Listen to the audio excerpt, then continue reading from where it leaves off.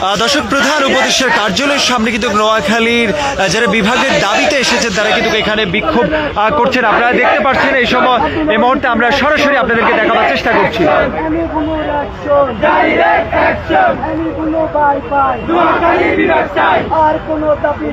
দর্শক, এখানে কিন্তু যে ব্যারিকেড, সেই ব্যারিকেডের সামনেই কিন্তু নোয়াখালী বিভাগের দাবিতে কিন্তু স্লোগান তুলেছেন। সেখান থেকে আমরা আপনাদেরকে দেখাবার চেষ্টা করছি।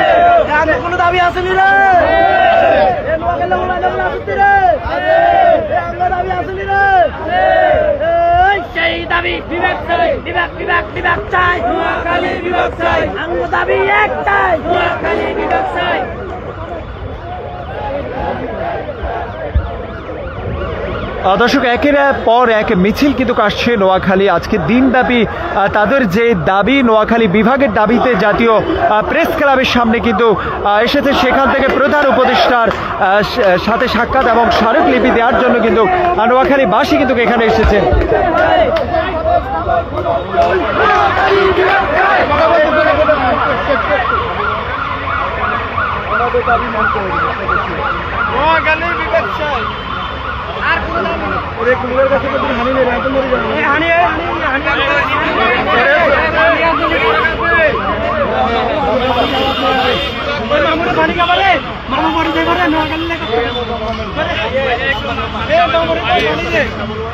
দর্শক, এই মুহূর্তে কিন্তু প্রধান উপদেষ্টার কার্যালয়ের সামনে কিন্তু যে ব্যারিকেড আপনারা দেখতে পাচ্ছেন, এখানে কিন্তু নোয়াখালীবাসীর যে প্রাণের দাবি, তারা বিভাগের দাবিতে তারা এখানে এসেছেন এবং তাদের যে স্মারকলিপি সেটি জমা দেওয়ার জন্য প্রধান উপদেষ্টার সাথে সাক্ষাৎ করার জন্য।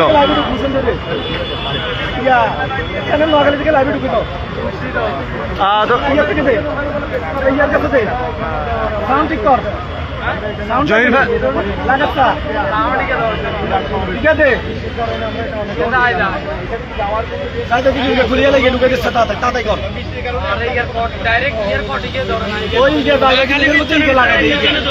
দর্শক, এখানে দেখছেন অসংখ্য পুলিশ মোতায়েন রয়েছে বাহিরে, যেটি নোয়াখালী বিভাগের দাবিতে স্লোগান চলছে।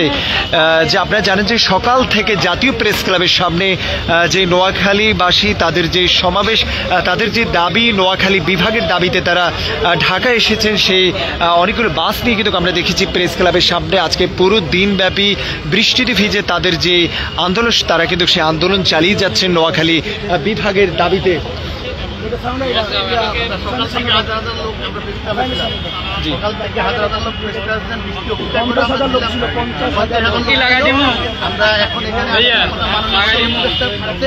আমাদের দাবিটা 2 মিনিট পরে যায়, তাহলে আমাদের বিভাগ চাই। এখন প্রধান উপদেষ্টার কার্যালয়ের সামনে কেন আমরা আসছি? ওনার কাছে আমাদের দাবিটা পেশ করার জন্য। প্রধান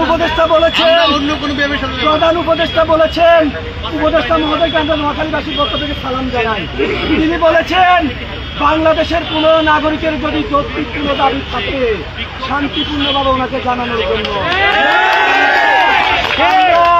আমাদের অভিভাবকদের নেতৃত্বে আমাদের শান্তিপূর্ণ দাবি জানাতে এসেছি।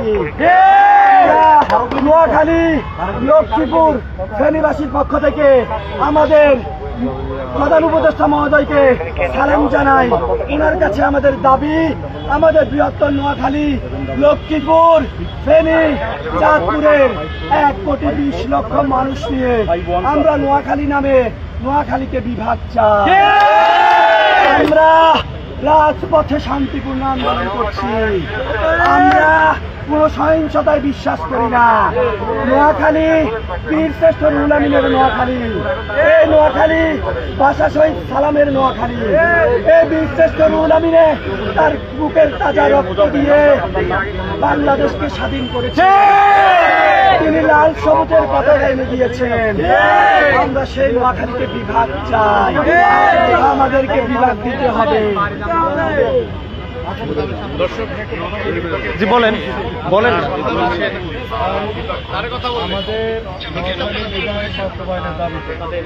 আজকে আমাদের একটা প্রোগ্রাম ছিল প্রেস ক্লাবের সামনে, মানববন্ধন বিক্ষোভ শেষে স্মারকলিপি দেওয়া মাননীয় উপদেষ্টা প্রধান উপদেষ্টা বরাবর।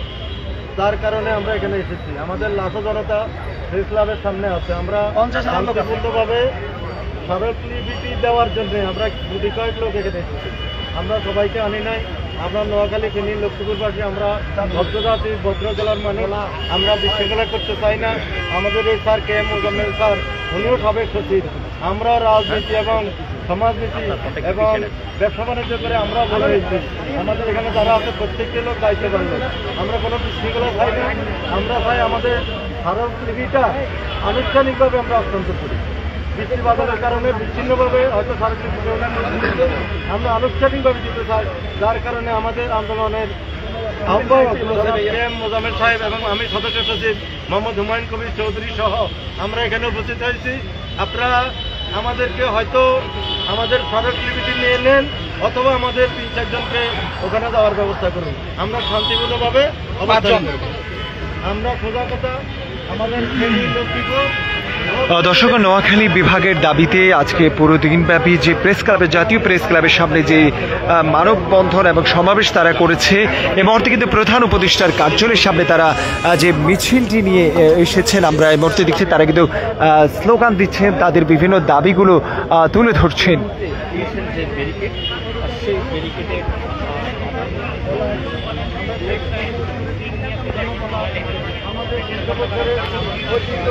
আমাদের নোয়াখালী এখানে আয়তনের দিক থেকে, অর্থনৈতিক দিক থেকে দর্শক, এখানে কিন্তু অনেক পুলিশ মোতায়েন রয়েছেন এবং বাহিরে দেখতে পাচ্ছেন যে ব্যারিকেড, সেই ব্যারিকেডের পাশেই কিন্তু নোয়াখালী বিভাগের দাবিতে তারা স্লোগান দিচ্ছেন।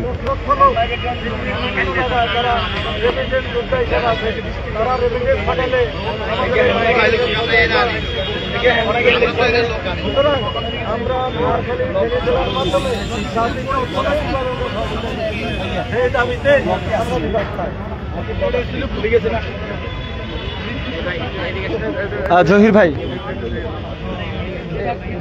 স্মারকলিপি বিকাশ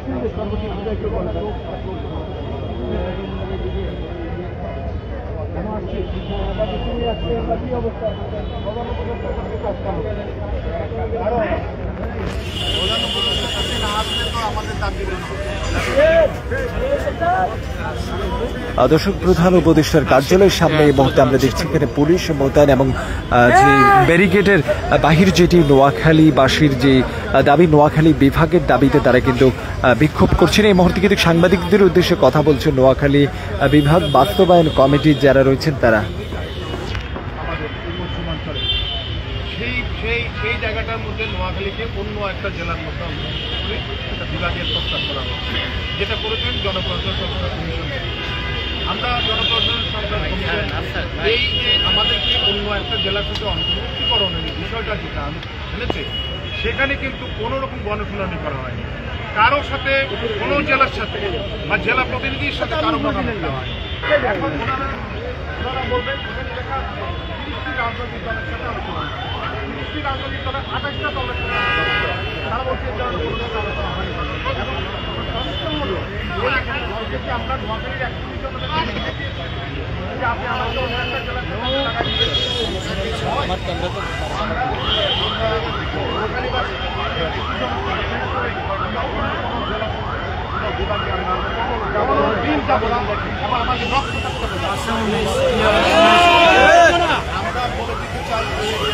বলে দিতে চাই।